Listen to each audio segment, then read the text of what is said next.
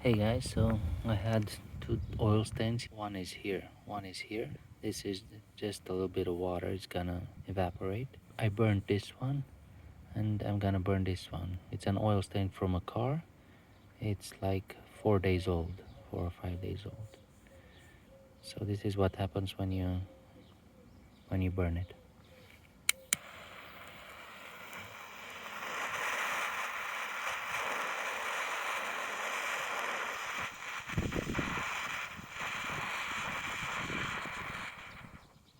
As you can see, it's a huge difference. So it helps, and then I don't know, you add acetone or something, I guess.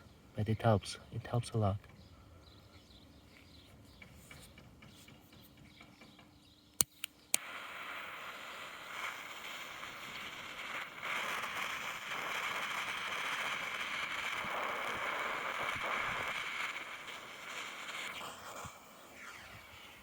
Huge difference.